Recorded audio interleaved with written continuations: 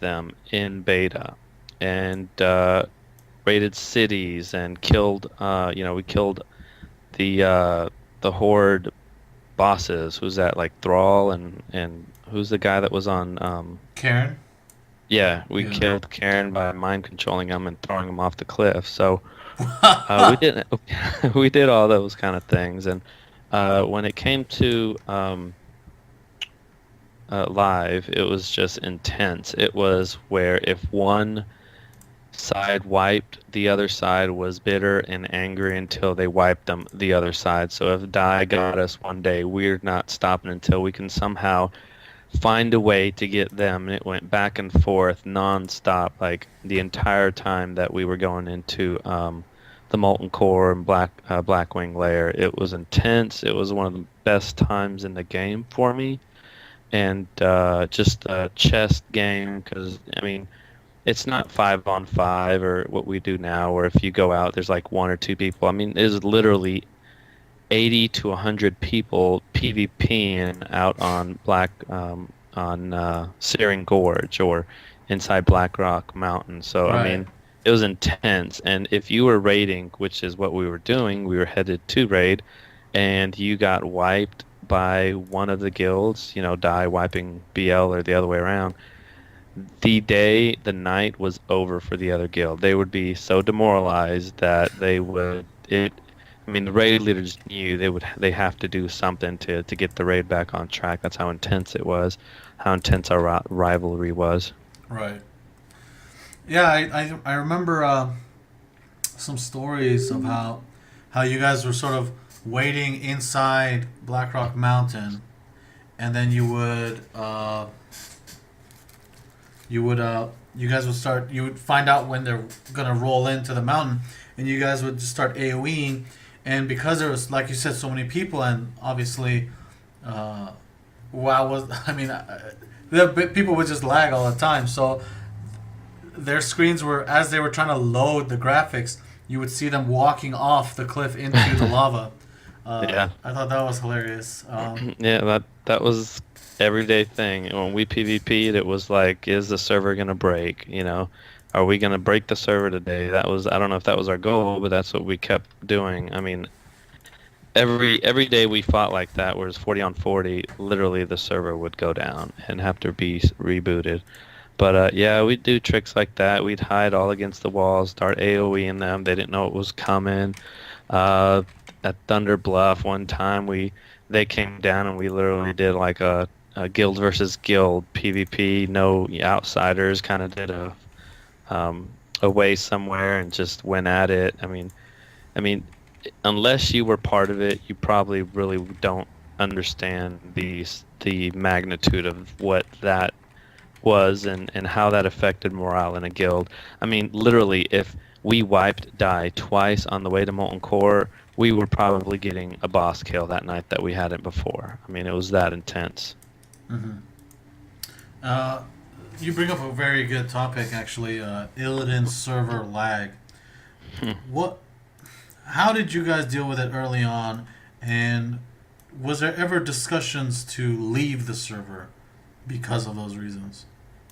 Um, you really couldn't deal with it. I mean, that was daily. I mean, in your raids, that was you were dealing with that daily, and I mean, you'd have to call raids out, call raids off completely because of lag some nights, and Right. I mean, it could be 3 days in a row when now people are like, this is what they do for fun in the game, and now they're not able to do it. So, I mean, they're getting discouraged. They don't want to log in. I mean, it was just grabbing a straw and sucking it up and just keep going forward. And whoever wanted to leave, leave and find somebody else to replace them and just keep going forward. There was no, I mean, literally there was no way to deal with lag. I remember Blackwing Lair when it first came out.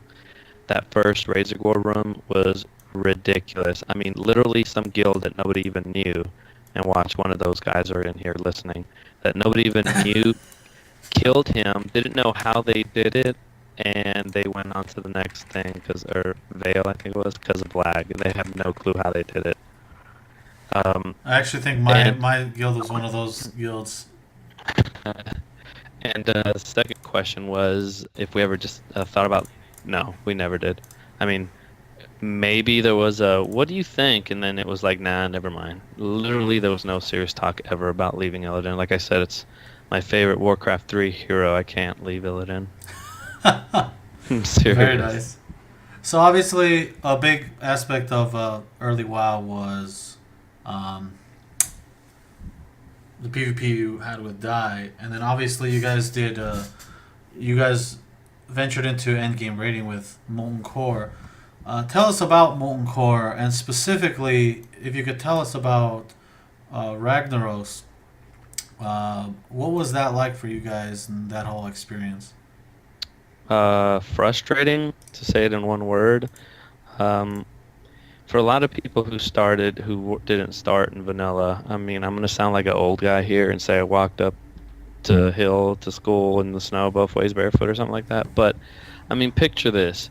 You don't have any add-ons, any at all. You don't have anything helping you I mean, you could do macros, but a lot of us really weren't sure of how to do them or what would actually help. So, not to mention the lag, the recruitment issues. I mean, we weren't the top guild at the time. Team Ice was. And maybe I think we were right behind him. But I mean, Alliance, you had probably three guilds that were above us also. So recruitment was an issue, and I mean, just all this stuff that guilds deal with on a daily basis. But finally getting to this guy and uh, being behind and just trying to get him down, and it was incredibly difficult for us, and having to figure out mechanics of a fight other than, heal the tank and DPS, go DPS, was something that we weren't used to. I mean, again, Diablo 2, and I came from older Warcraft or Warcraft 3, which is RTS. So this was tough. We actually fell a little bit behind on this, but when we killed it, it was amazing. I mean, you put that much hard work into something, even if you're last, and you're gonna feel good about it. We literally had where we would set everybody up sitting in their position. We'd have the melee on the back where you see them right there, and we would literally say, "Okay, uh, whatever sulfurous hammer or whatever the spell was that was the knockback," and I would literally say it in vent, "Okay, everybody back up," and I'd watch how fast they backed up, and if somebody wasn't backing up fast enough, they'd get it, then we'd do the whole, "Okay, 75%, everybody group in." We're like, we did the whole fight, rehearsed it probably 20 times before. I mean, before one pull, we probably did at least 5 times, and that's actually how we finally got them down, by just rehearsing, getting them down, and just fine tuning how we played our characters. Nice. So would you say what would you so what were some of the people you remember from back then? Now you're gonna put me on the spot, so if I don't remember somebody, I'm gonna be Well, in why don't you trouble. start with telling us about Z Extreme? Obviously, he was. Uh, you had joined up with him in beta, and you guys both sort of Right. decided to start the guild. What? How did you guys? How did your relationship sort of start and grow, and sort of how did you both? How both of you guys work as leaders together? Well, ZX was, I want to say stubborn, which is a good thing in this case, because he was really smart. I mean, he would figure out this boss Right. fights um, pretty a lot easier than I could. I mean, I was good at um, getting people to do what we needed them to do, and he was good at figuring stuff out. And eventually, I mean, every once in a while, he'd have to do his ZX rage, I guess is what we'll call it. And I mean, that motivated people, but we just had a really yin and yang kind of relationship, and I mean, it worked out. Sometimes he had to step up because I was gone, sometimes or away. Again, I was in the Marine Corps, so I couldn't play all the time. Sometimes I had to step up when he was going to school and doing other things. So, I mean, I think without one of the two, we probably. I don't know if BL gets as far as it did. Without him, without the team, I don't know how far BL gets. I don't know if they get the opportunity to get to the stage where we get Eric, and because he might have been too harsh and I might have been too soft. So I mean, literally, it was a good team.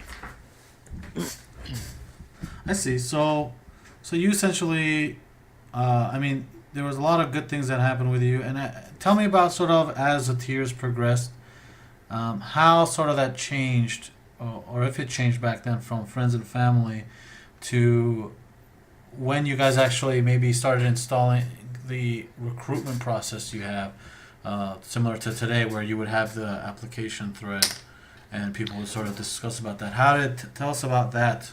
How that sort of emerged? Okay, if I'm gonna be honest, I was in a guild called Reviction on Moral, MorelleThule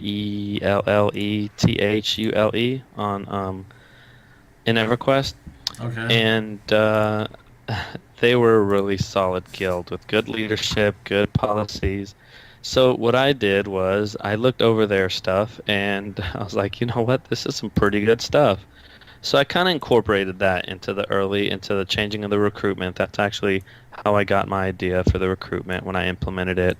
Um, the policies, a lot of things were based off of similar things that they had because I mean that's all I knew. Mm-hmm. And well, we started from a timeline. I mean, we started the whole friends and family thing, and we knew we wanted to be competitive. We knew we didn't want to be just like, I mean, RPing in the tram at Iron Forge, and just that's what we want to do. We knew we wanted to be, like I said, one of the top guilds on the server, and we started recruiting and we started thinking like we were a top guild in the server. So when Molten Core came, we probably were fifth. I don't know, fifth on the server to do so.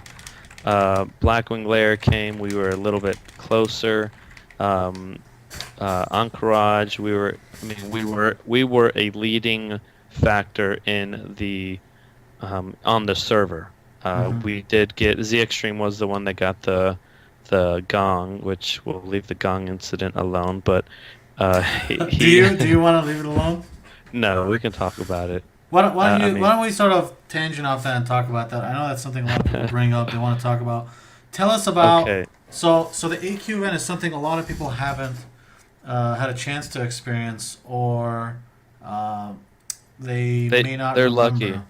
They're Uh, lucky. They don't need to experience it. Anchorage was was terrible. It was the longest instance with the most trash mobs with oh my God. And not only that, but you got to remember I'm thinking of Anchorage as not just the instance, but what it took to get there. right. So, um, so what happened is there was a long process to open Anchorage, and BL was we wanted to be the ones to get it. We were trying to push again to be the server top up there. Top. I mean, we want to be the best on the server. So we're trying to gather allies and in the on the horde, and even we made a big tournament where they get to raid and they get free gear. I mean, depending on how much they contribute, it was complex. It was really complex, and it was fun, and it was rewarding for those who participated.